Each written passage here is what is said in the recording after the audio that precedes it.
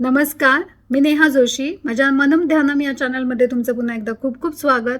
या चॅनलवरती मी PLR म्हणजेच पास्ट लाईफ रिग्रेशनबद्दल एक माहिती सांगणारा व्हिडिओ पोस्ट केला होता. त्याला तुम्ही इतका छान प्रतिसाद दिल्याबद्दल खूप खूप मनापासून धन्यवाद. त्याच्यावरती खूप छान कमेंट्स पण तुम्ही केलेले आहेत. Thank you so much. त्या व्हिडिओमध्ये मी पास्ट लाईफ रिग्रेशन म्हणजे नक्की काय असतं, ते कधी करतात, कसं करतात हे सगळं एक्सप्लेन केलेलं आहे. आपण आपल्या लाईफमध्ये कुठल्याही गोष्टीसाठी स्टक झालो असो, रिलेशनशिप्समध्ये, फायनान्शियल, एखादा आजार झाला असेल तर तो का झाला आहे, एखादा फोबिया, भीती मनामध्ये असेल तर ती का आहे, हे सगळं एक्सप्लेन केलेलं आहे. त्याच्यावरती PLRचा उपयोग कसा होतो, PLR कसं करतात हेही सांगितलेलं आहे. हा व्हिडिओ बघून मला खूप जणांनी अप्रोच केलं PLR साठी, त्याबद्दल पण धन्यवाद. ह्या सगळ्यांशी बोलत असताना, शिवाय माझ्या आधीचे जे क्लायंट्स आहेत तर त्यांच्याशी पण बोलत असताना PLR बद्दल लोकांना जे काही क्वेश्चन्स असतात त्या सगळ्याची आन्सर्स मी आज घेऊन आलेली आहे. तसंच मी PLRचे माझ्या काही क्लायंट्सचे अनुभव पण शेअर करणार आहे.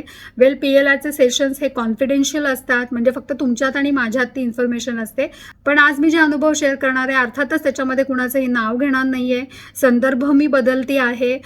उद्देश हा आहे की PLR आपल्याला आयुष्यामध्ये किती छान मदत करतं, आपण स्टक असेल तर त्यातून बाहेर येण्यासाठी, हे सांगण्यासाठीच केवळ मी हे अनुभव शेअर करते आहे. सगळ्यात आधी PLR म्हणजेच पास्ट लाईफ रिग्रेशन. आता हे पास्ट लाईफ जे असतं, हे पास्ट लाईफ म्हणजे आपला आधीचाच जन्म असतो असं काही नाही. पास्ट लाईफ इज जो कालचा दिवस आपला झालेला आहे तो सुद्धा पास्ट लाईफमध्ये मोडतो. म्हणजे आपलं ह्या आधीचं आयुष्य आणि आपल्या ह्याच्या आधी आपला आत्मा हा अनेक जन्म घेतो. ह्या आधीचा कुठल्याही आयुष्यामध्ये जर का आपण कुठल्या गोष्टी घेऊन आलो असू, कर्म घेऊन आलो असू आणि त्याच्यामुळे आपण आपल्या ह्या आत्ताच्या लाईफमध्ये स्टक असू, तर त्या रूट कॉजपर्यंत, मग ते रूट कॉज ह्या जन्मामध्ये असू शकतं, तुमच्या लहानपणी, किंवा लाईफ बिटवीन लाईफ असू शकतं, किंवा मागच्या जन्मात असू शकतं, त्या रूट कॉजपर्यंत PLR आपल्याला घेऊन जातो. हे तर मी एक्सप्लेन केलेलंच आहे माझ्या ह्या आधीच्या व्हिडिओमध्ये. So this is past life. आता रिग्रेशन म्हणजे काय? मागे जाणं. सो पास्ट लाईफमध्ये आपण एक्झॅक्टली काय करतो की आपण मागे जातो.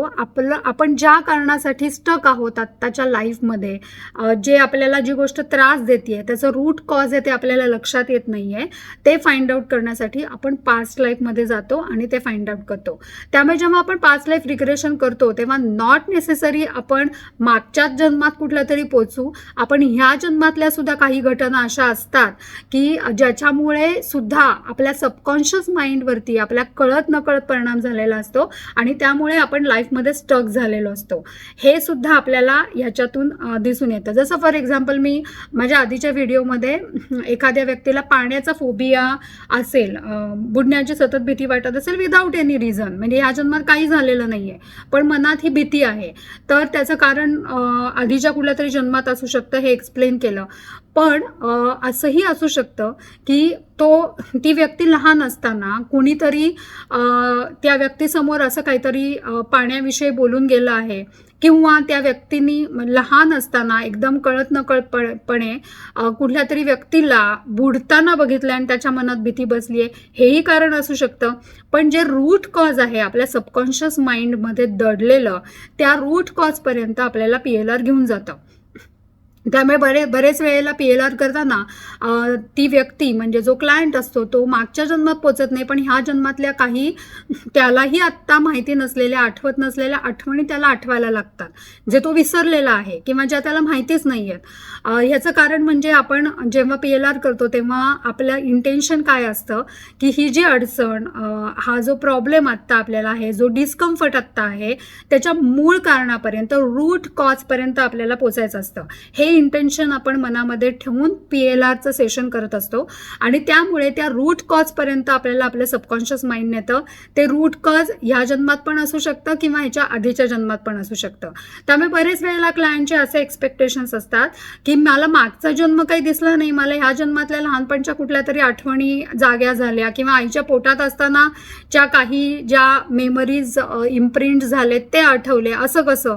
तर असं पण असू शकतं, कारण की आपण इंटेन्शन काय ठेवतोय की हा जो प्रॉब्लेम आता आहे, जो माझा डिस्कम्फर्ट आहे, त्याचं कारण आपल्याला फाइंड आउट करायचं आहे. त्याच्या रूट कॉजपर्यंत आपण जातोय, मूळ कारणापर्यंत, जिथून तो प्रॉब्लेम स्टार्ट झाला आपल्या आयुष्यामध्ये तिथे आपण जातो.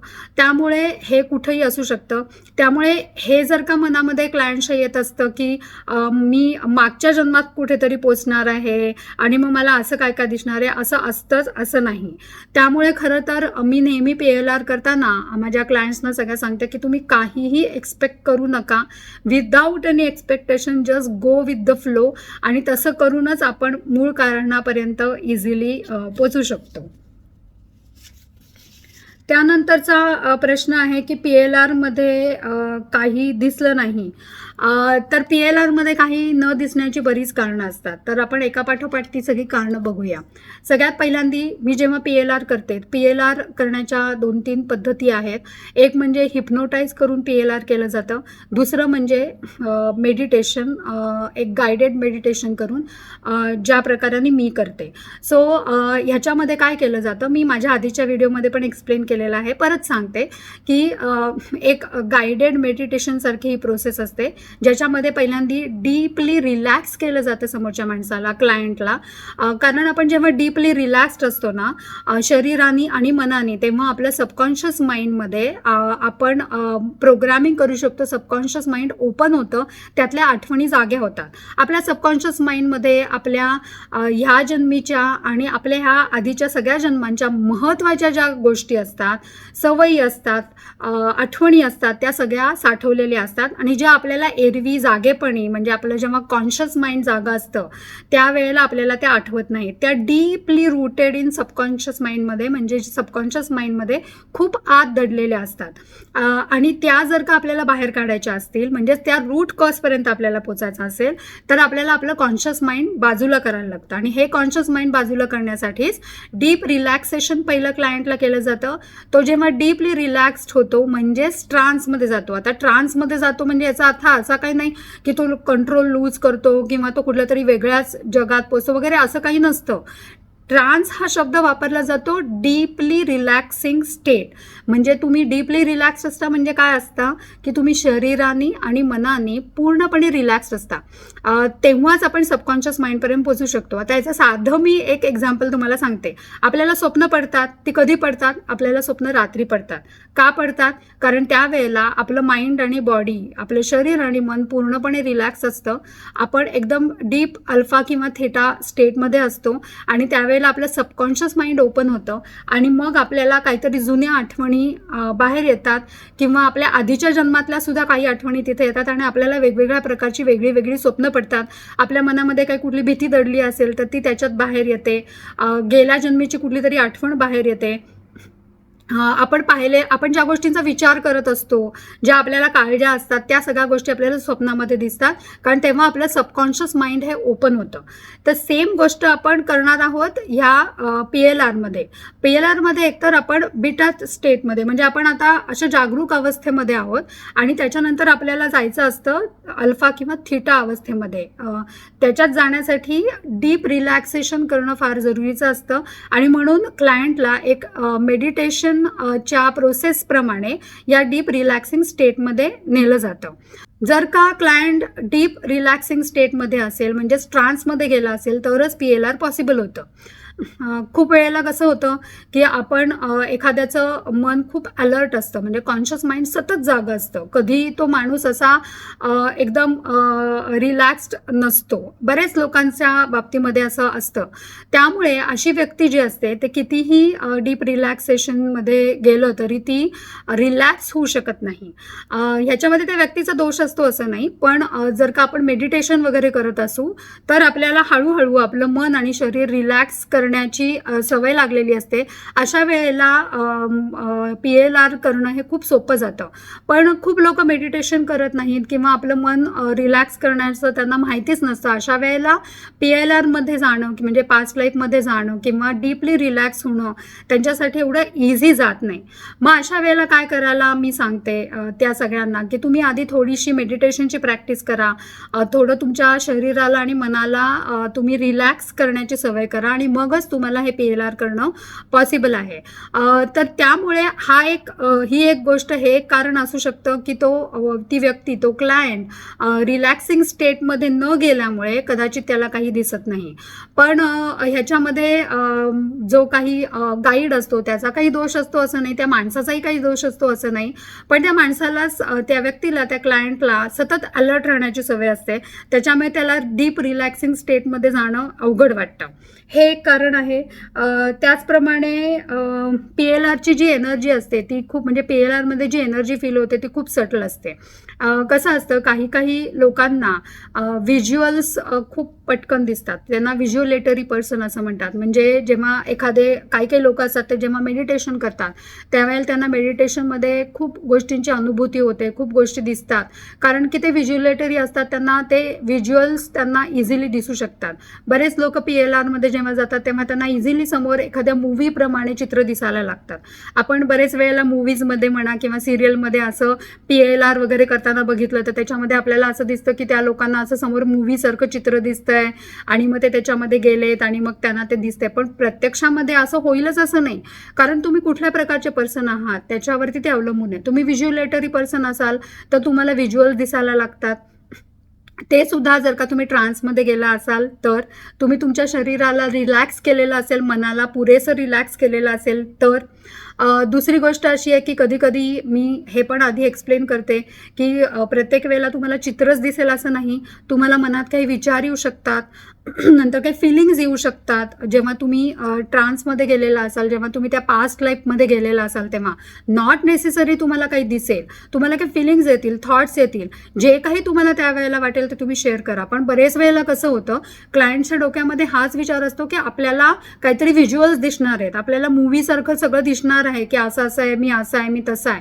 आणि त्यामुळे त्याच ह्याच्यामध्ये क्लायंट असतो की मला काहीतरी दिसणार आहे आणि त्यामुळे बाकीच्या ह्या गोष्टींकडे दुर्लक्ष केलं जातं की आवाज काय ऐकायला येत आहेत का, किंवा फिलिंग्स येतात का, किंवा थॉट्स येतात का, या गोष्टीकडे दुर्लक्ष केलं जातं. कारण ह्या सगळ्या बाकीच्या गोष्टी खूप सटल असतात आणि ते शांतपणे, म्हणजे विदाऊट एनी एक्सपेक्टेशन जर का तुम्ही PLR केलं, म्हणजे तुम्ही स्वतःबद्दल पण काही एक्सपेक्टेशन ठेवायचं नाही. ह्याच्यातून काय मिळणार आहे, काय दिसणार आहे हे खरोखर न एक्सपेक्ट करता जर का PLR केलं तर नक्कीच त्याच्यातनं तुम्हाला काहीतरी मिळू शकतं.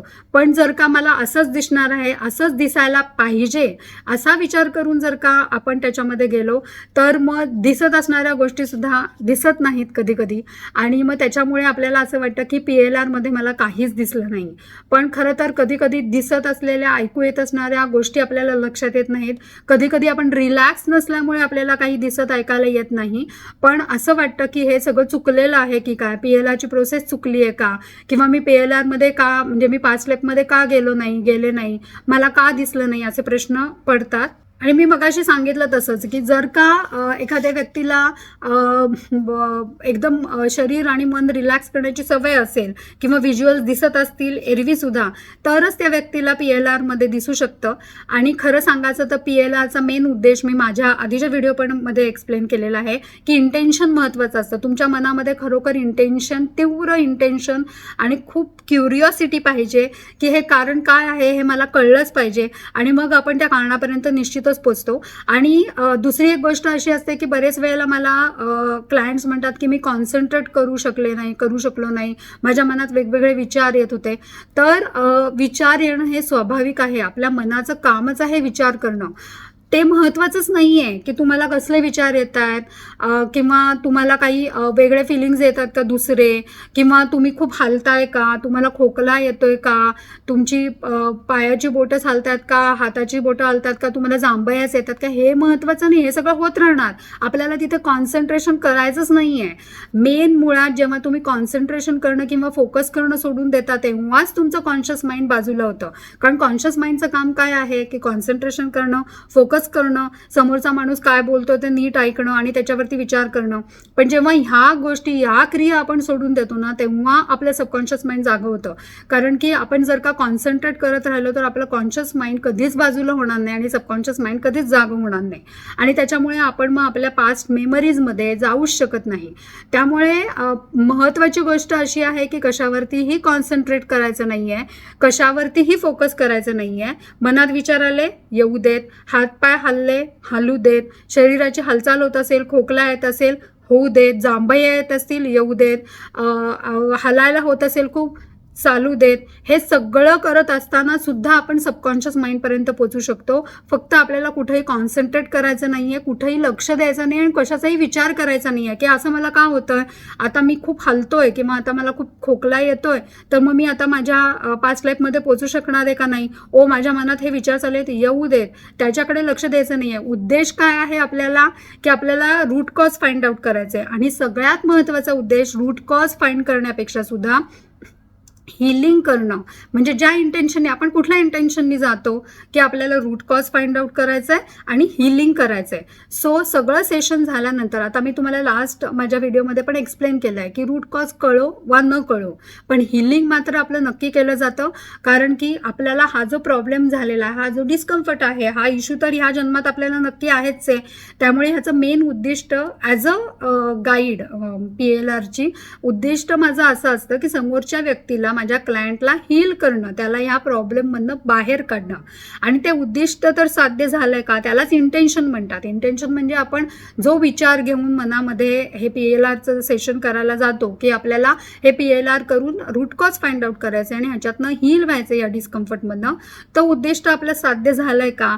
PLR केल्यानंतर आपल्याला कसं वाटतंय, आपल्याला पीसफुल वाटतंय का, हळूहळू आपल्यामध्ये, आपल्या विचारांमध्ये चेंजेस होत आहेत का, आपला जो डिस्कम्फर्ट घेऊन आपण ह्याच्यामध्ये गेलो होतो तो हळूहळू सॉल्व्ह होतोय का, हे महत्त्वाचं आहे. हे पण मी लास्ट व्हिडिओमध्ये एक्सप्लेन केलं होतं की काही जणांना अगदी इमिजिएटली इफेक्ट दिसायला लागतो, काही लोकांना हळूहळू सटल चेंजेस होत आयुष्यामध्ये नक्की बदल घडायला सुरुवात होतेच.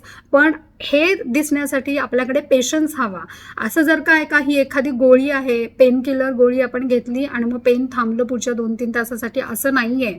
ही गोष्ट स्पिरिच्युअल, आध्यात्मिक लेवलवरती ही गोष्ट घडलेली असते. आपण इतके वर्ष ही मेमरी आपल्या मनामध्ये साठवून ठेवलेली आहे, ती आता आपण त्याच्यातनं घालवलेली आहे, ती रिप्लेस केलेली आहे पॉझिटिव्ह थॉट्सनी. सो आपल्या सबकॉन्शियस माइंडला हे प्रोसेस करायला थोडा वेळ लागतो, आपल्या आयुष्यामध्ये त्याचे चेंजेस दिसायला वेळ लागतो. सो हे डोक्यामध्ये ठेवलं पाहिजे की कधी कधी ह्याचे परिणाम दिसायला वेळ लागू शकतो, पण परिणाम नक्कीच दिसतात. आता फॉर एक्झाम्पल रिलेशनशिपसाठी आपण जेव्हा हे PLR करतो, त्याचं रूट कॉज म्हणजे एखाद्याशी तुमचं रिलेशनशिप चांगलं नाही आहे, कुणी असेल, आई वडील, मुलगा मुलगी, नवरा बायको, हे का झालेलं आहे हे आपण फाइंड आउट करतो. कारण कळलं तर छानच आहे, त्याच्याप्रमाणे हिलिंग होतं आणि नाही कळलं तरी हिलिंग तर नक्कीच होतं. पण मग ह्या दोघांच्या रिलेशनवरती पॉझिटिव्ह इफेक्ट दिसायला हळूहळू वेळ लागतो. आणि असं होतं की असं मला म्हणतात की ओके तुम्ही हिलिंग माझं करताय, पण मग समोरच्या माणसावरती कसा परिणाम दिसेल. तर अर्थातच सबकॉन्शियस लेवलला आपण सगळे कनेक्टेड आहोत.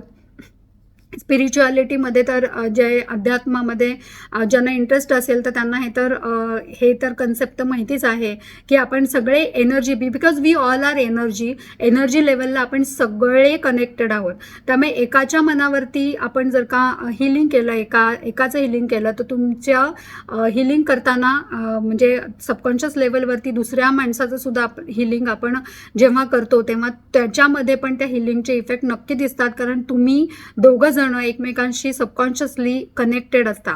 जसं मी सुद्धा तुमच्याशी सबकॉन्शियसली कनेक्टेड आहे, एनर्जेटिकली कनेक्टेड आहे, म्हणूनच आपलं कनेक्शन झालेलं आहे आणि मी तुमच्या हिलिंगमध्ये पार्टिसिपेट करते आहे.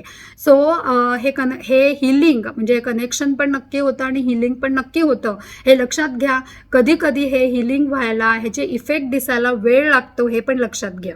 आता ह्याच्यासाठी मी तुम्हाला एक एक्झाम्पल सांगेन. जसं फॉर एक्झाम्पल तुम्ही खूप छान स्वयंपाक करताय आणि तुमच्याकडे कुणीतरी असे गेस्ट आले, तुमचे मावशी, आत्या, काकू, कोणीतरी, आणि त्यांनी सांगितलं तू खूपच छान स्वयंपाक करतेस, तू खरं तर रेस्टॉरंट काढलं पाहिजे. असं तुम्हाला जाणारा प्रत्येक गेस्ट सांगत गेला की तू खूपच छान स्वयंपाक करतेस, तू रेस्टॉरंट काढलं पाहिजेस, तुझं खूप छान चालेल रेस्टॉरंट.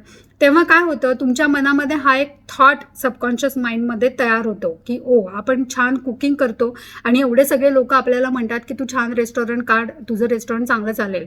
तर आपल्या मनामध्ये हा विचार आला. आपण लगेच का दुसऱ्या दिवशी कुणीतरी म्हटलं रेस्टॉरंट काढतो असं नाही, पण वारंवार जेव्हा आपण ऐकतो तेव्हा सबकॉन्शियस माइंडचं आपल्या हे प्रोग्रामिंग होतं की आपण कुकिंग चांगलं करतो, आपण रेस्टॉरंट काढलं तर आपल्याला त्याच्यात सक्सेस मिळू शकतो. सो उद्या पुढे मागे 1 महिन्याने, 2 महिन्याने, 1 वर्षाने तुम्ही जर विचार केलात की आता मला काहीतरी बिझनेस करायचा आहे, मला काहीतरी काम करायचं आहे, तर तेव्हा अर्थातच तुमच्या सबकॉन्शियस माइंडमध्ये हा थॉट पक्का बसलेला आहे की मी कुकिंग चांगलं करते आणि माझं रेस्टॉरंट चांगलं चालेल. त्याप्रमाणे तुमच्या आपोआप ॲक्शन्स व्हायला लागतात, आपोआप तुम्ही ॲक्शन्स घ्यायला लागता.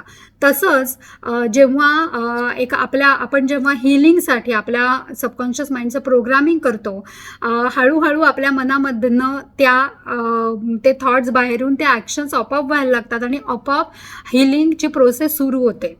याला वेळ लागतो, पण ही प्रोसेस नक्की होते. पण जर का कुणीतरी आपल्याला असं सारखं सांगितलं की तू हे चांगलं कुकिंग चांगलं करतेस, पण काय माहिती तुझं रेस्टॉरंट नीट चालेल की नाही. त्यामुळे काय होतं, आपल्या मनामध्ये हा थॉट तर आहे की ओके आपण कुकिंग चांगलं करतो, पण हा पण थॉट आपल्या मनामध्ये आलेला असतो की पण आपल्याला रेस्टॉरंट चालवता येईल की नाही माहिती नाही. मग काय होतं अशा वेळेला आपण ते रेस्टॉरंट काढण्याची ॲक्शन आपल्याकडनं होतच नाही, कारण आपल्या मनामध्ये काय थॉट झालेला आहे की आपण रेस्टॉरंट नीट चालवू शकत नाही, आपण कुकिंग चांगलं करतोय. पण आपण हिलिंगच्या वेळेला काय करतो, आपण तुमचं आणि तुमच्याशी रिलेटेड त्या व्यक्तीचं पण हिलिंग करतो. त्यामुळे आपोआप जेव्हा माइंडमध्ये हील झालेलं आहे, आपण सबकॉन्शियस माइंडचं त्याप्रमाणे रिप्रोग्रामिंग करतो. म्हणजे काय करतो, सबकॉन्शियस माइंडमध्ये जे पूर्वीचे थॉट्स आहेत, जे तुम्हाला डिस्कम्फर्ट देत आहेत, ते पूर्णपणे काढले जातात आणि त्याची जागा सकारात्मक विचारांनी किंवा हिलिंगच्या थॉट्सनी भरली जाते आणि मग हळूहळू ह्या थॉट्समुळे ते ॲक्शन्स घेतले जातात. आठवा तुम्ही जेव्हा तुमच्या मनामध्ये हे सबकॉन्शियस माइंडमधले भीतीचे किंवा रिलेशनशिपबद्दलचे निगेटिव्ह विचार होते, तेव्हा काय होत होतं, तुमच्या ॲक्शन्स पण तशाच होत होत्या आणि तुमच्या लाईफमधले डिस्कम्फर्ट्स वाढत होते.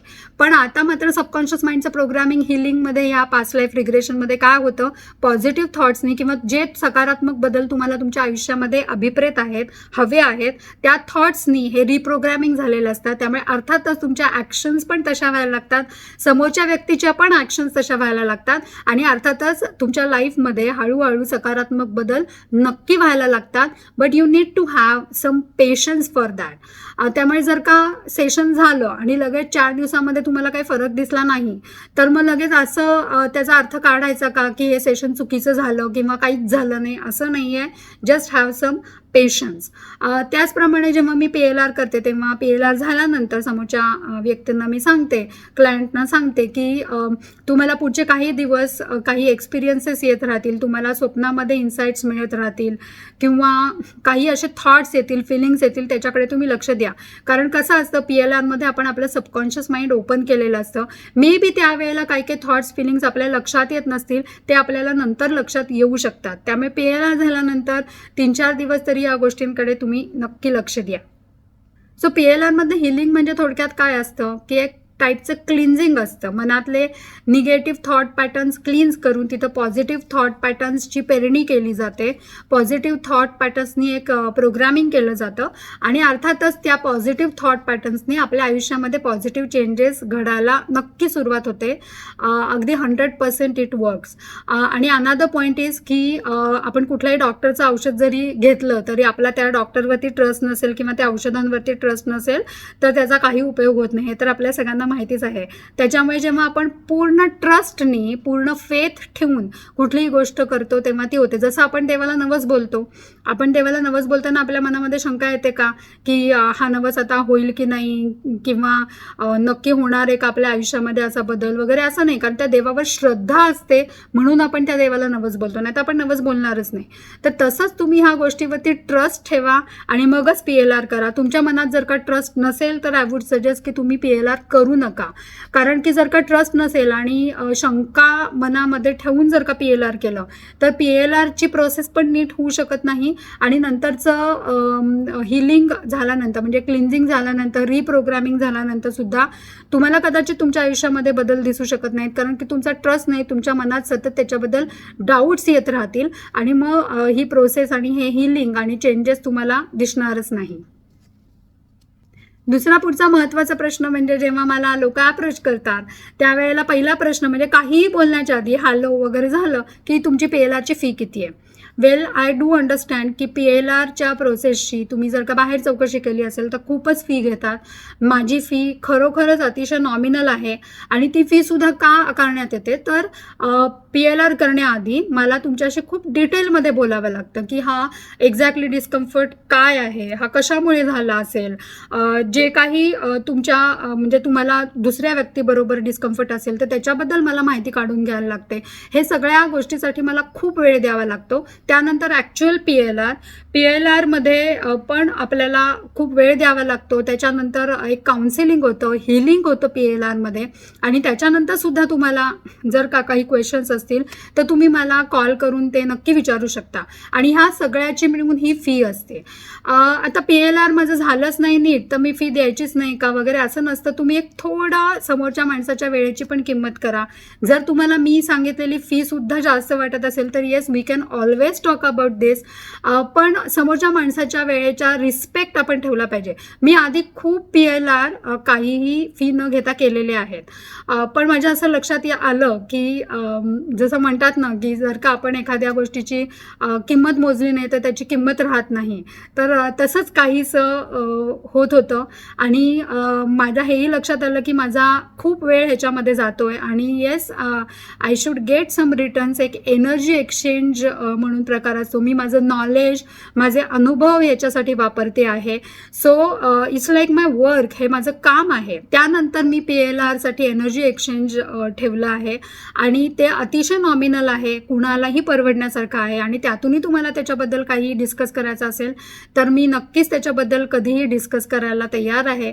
पण आय वुड से की केव्हाही तुम्ही असं स्पिरिच्युअल गोष्टींसाठी कुणाचं कन्सल्टेशन घेता तेव्हा त्यांच्या वेळेची, त्यांच्या नॉलेजची कदर ही नक्की ठेवली गेली पाहिजे. पुढचा महत्त्वाचा प्रश्न केला जातो की PLR हे मी ऑनलाईन करते तर हे ऑनलाईन कसं पॉसिबल आहे.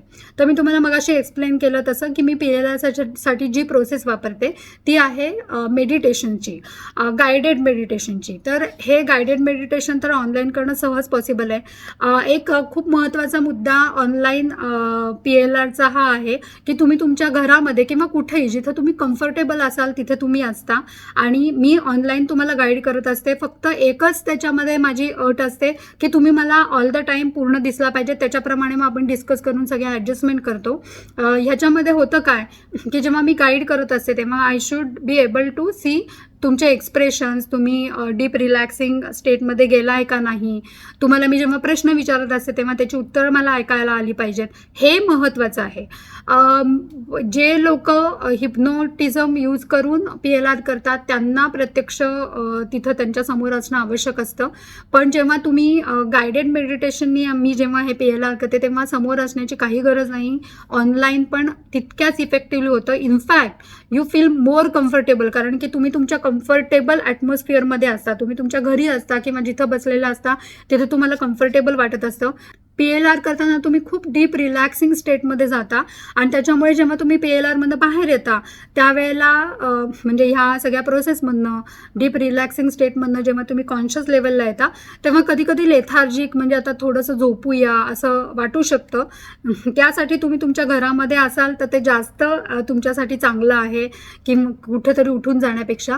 दुसरं असं की मी एका शहरात आहे, तुम्ही दुसऱ्या शहरात असाल तर तुम्हाला तिथून उठून माझ्याकडे यायचं हे खर्चिक काम सुद्धा आहे, वेळेचं पण काम आहे. त्यापेक्षा हे ऑनलाईन करणं हे सगळ्यांसाठीच खूप सोयीचं आणि इझी पण आहे. तसंच PLR ऑनलाईन करताना आपण आयदर वायफाय किंवा मोबाईल डेटामध्ये वगैरे करतो.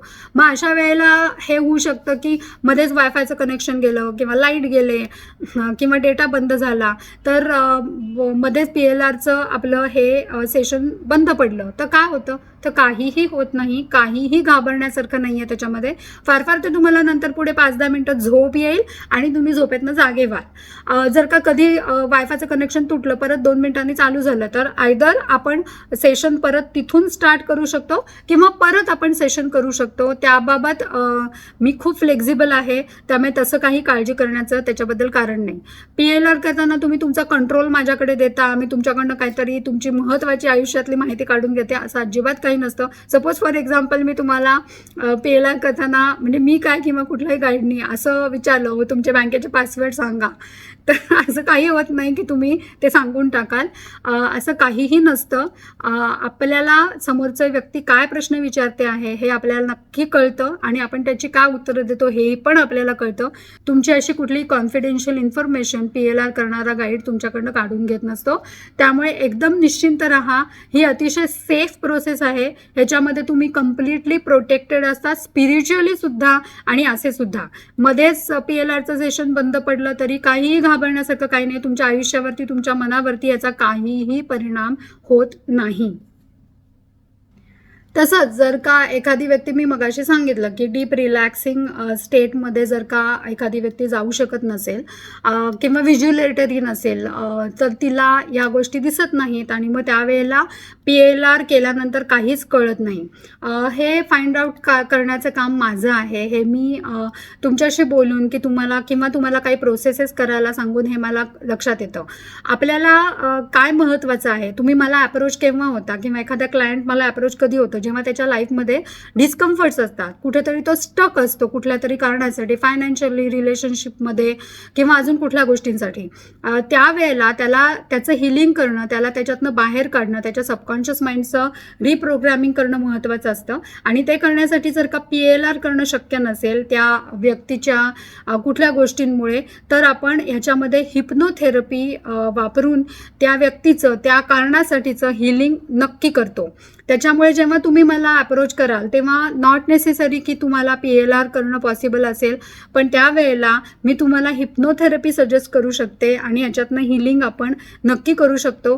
त्याच्यामुळे मला तुमच्याशी बोलल्याशिवाय या गोष्टी कळत नाहीत, म्हणून मला तुम्हाला वेळ देऊन तुमच्याशी बोलणं, हे सगळं डिटेलमध्ये डिस्कस करणं हे अतिशय गरजेचं आहे.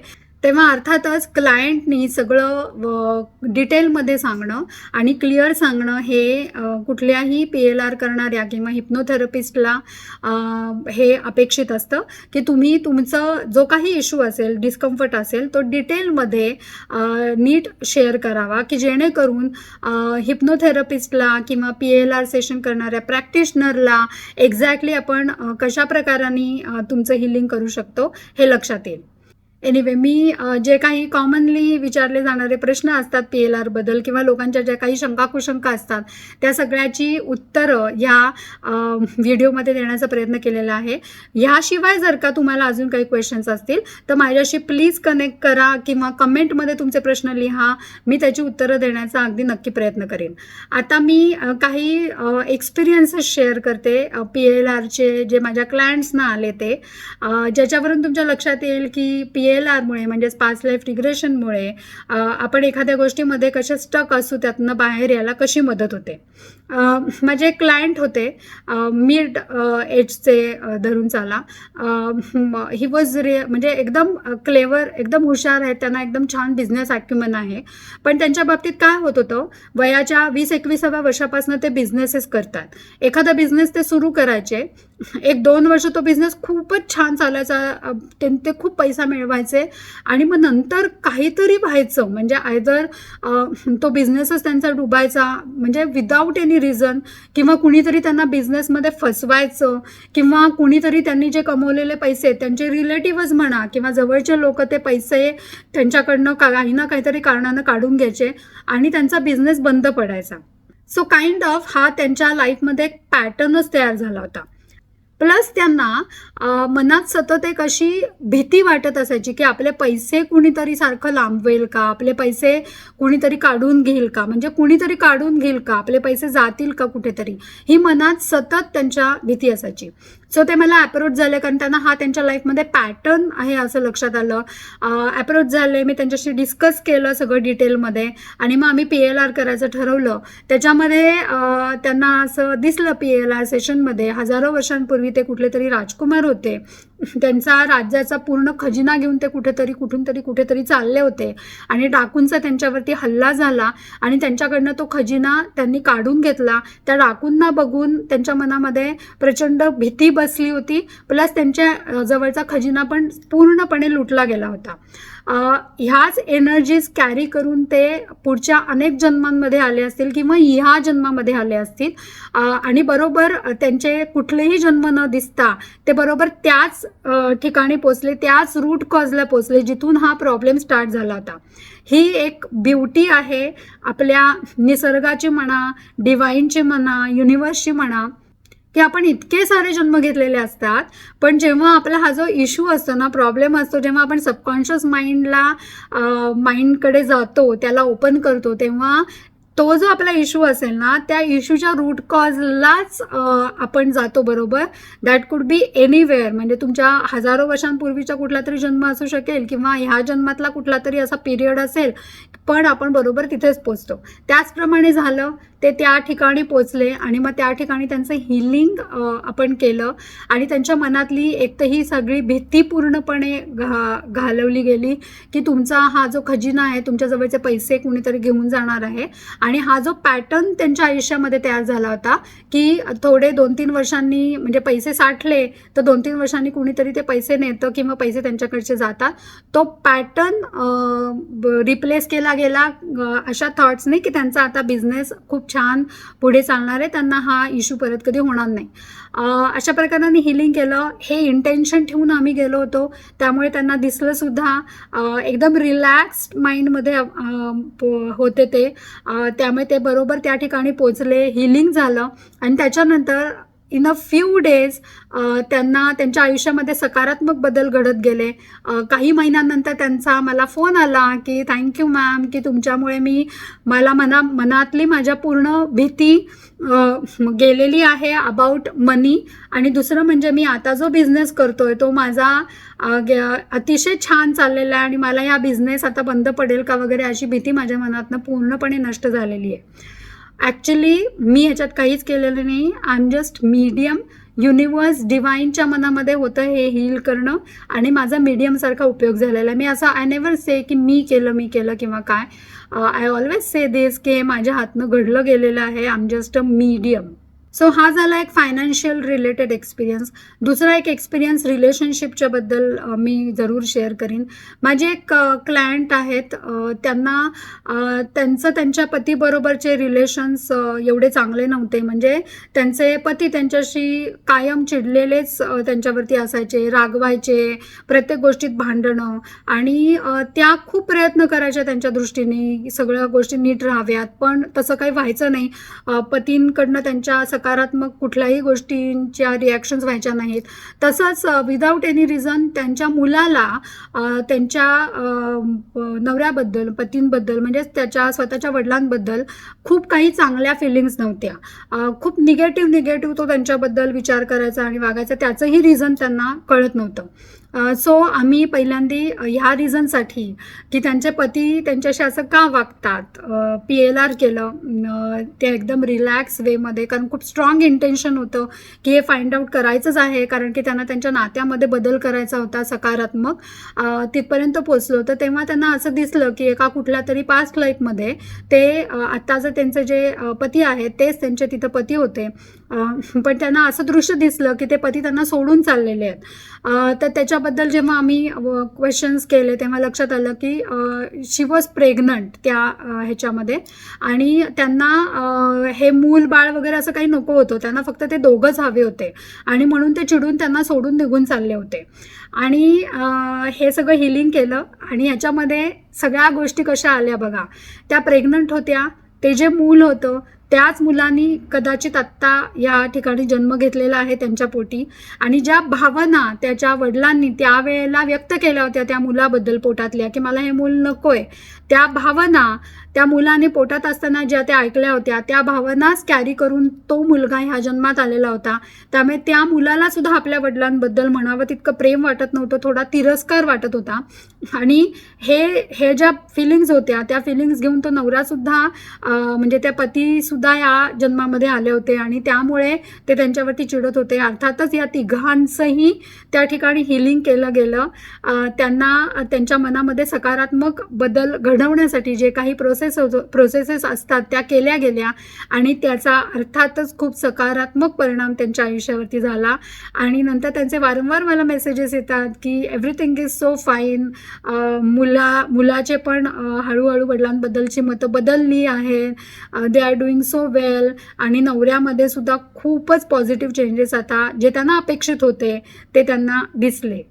त्यानंतरचा एक्सपिरियन्स म्हणजे जेव्हा एखादा दुर्धर आजार होतो किंवा तो का झाला आहे, हे आपल्याला मलाच का झाला, मी असं काय केलं होतं, हा जेव्हा प्रश्न पडतात त्याच्या संदर्भातला आहे.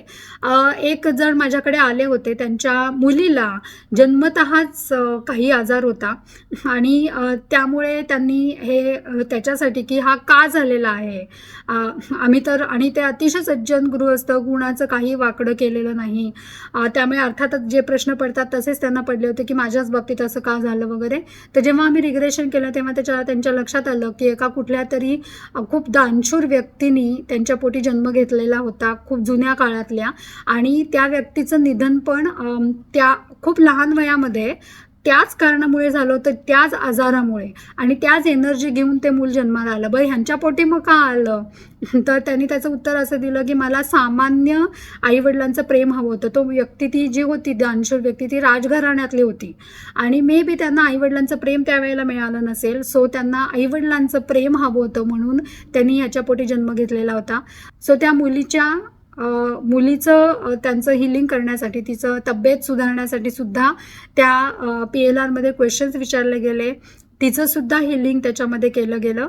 आणि आपल्याला रूट कॉज म्हणजे त्यांना ह्याचं रूट कॉज काय आहे ह्याचा पत्ता लागल्यानंतर, हा अवेअरनेस आल्यानंतर त्याच्याबद्दल त्यांना चांगलंच वाटलं आणि अर्थातच त्या मुलीचे योग्य ते उपचार आता सुरू आहेत आणि ती मुलगीसुद्धा रिकवर होती आहे, ह्या आजारातून लवकरात लवकर बाहेर ती येते आहे. जेव्हा क्लायंट्सना इतके सुंदर सुंदर अनुभव येतात PLR सेशनमध्ये, त्यांना त्यांचं जे काही डिस्कम्फर्ट आहे या लाईफमध्ये त्याच्या रूट कॉजचं कारण म्हणजे ते रूट कॉज कळतं, तेव्हा खरोखर त्यांच्यासारखा मलाही तेवढाच आनंद होतो. आणि जसं मी माझ्या आधीच्या व्हिडिओमध्ये एक्सप्लेन केलेलं आहे तसं की हे PLRचे प्रोसेसेस किंवा हिप्नोथेरपीसुद्धा करताना माझंसुद्धा त्याच्यामध्ये हिलिंग होतं आहे असं मला फिलिंग येतं. PLR सेशन चालू असताना समोरच्या व्यक्तीला काय दिसतंय, काय फील होतं याच्याप्रमाणे गाईड करायला लागतं, प्रश्न विचारावे लागतात, कारण की तेव्हाच आपण रूट कॉजपर्यंत पोचतो. पण जस्ट ट्रस्ट मी, जेव्हा हे मी PLR सेशनची सुरुवात करते तेव्हा अर्थातच त्या क्लायंटला सुद्धा आणि मलासुद्धा हे माहितीच नसतं की या PLR सेशनमध्ये आपल्याला काय दिसणार आहे, काय कळणार आहे, आणि जे कळणार आहे त्याच्याप्रमाणे काय प्रश्न विचारायचे हे मला आधी ठरवता येतच नाही. पण त्यावेळेला काय प्रश्न विचारायचे हे आपोआप एक गायडन्स मिळाल्यासारखा मला होतो आणि त्या गायडन्समधूनच मी पुढचे प्रश्न विचारत जाते आणि बरोबर ती व्यक्ती त्या रूट कॉजपर्यंत पोचते. हिलिंग करताना सुद्धा एक प्रकारचा गायडन्स मिळतो की हा व्यक्तीचं कशा प्रकाराने हिलिंग करायचं आहे, एक्झॅक्टली काय हील करायचं आहे, आणि I just do whatever I am guided to do. त्यामुळे माझ्यासाठी सुद्धा प्रत्येक PLR ही अतिशय एक सुंदर प्रोसेस आहे, मला आतून हील करण्यासाठी, डिवाईनशी अजूनच कनेक्ट करण्यासाठी. त्यामुळे क्लायंट्सना आणि मलासुद्धा याच्यातून खूपच सुंदर सुंदर अनुभव येतात. त्यामुळे मी अर्थातच सगळ्या क्लायंट्सचे परत एकदा आभार मानते की मला इतके सुंदर सुंदर एक्सपिरियन्सेस दिल्याबद्दल. तुम्हाला पण जर का PLRबद्दल अजून काही प्रश्न असतील किंवा तुम्हाला असं वाटत असेल की तुम्ही पण लाईफमध्ये कुठल्या तरी गोष्टीसाठी स्टक आहात आणि ह्याच्यासाठी तुम्हाला आयदर हिप्नोथेरपी किंवा PLRची मदत होईल, तर मला नक्की अप्रोच करा. मी सर्टिफाईड हिप्नोथेरपिस्ट आणि पास्ट लाईफ रिग्रेशन प्रॅक्टिशनर आहे. मला जी काही मदत करणं तुम्हाला पॉसिबल आहे ती मी अगदी नक्की करेन. हा व्हिडिओ बघितल्याबद्दल धन्यवाद. तुम्ही अजूनही माझ्या चॅनलला सबस्क्राईब केलं नसेल, माझे व्हिडिओज आवडत असतील तर सबस्क्राईब पण करा. हा व्हिडिओ आवडला असेल तर याला लाईक पण नक्की करा आणि शेअर पण नक्की करा. परत एकदा धन्यवाद.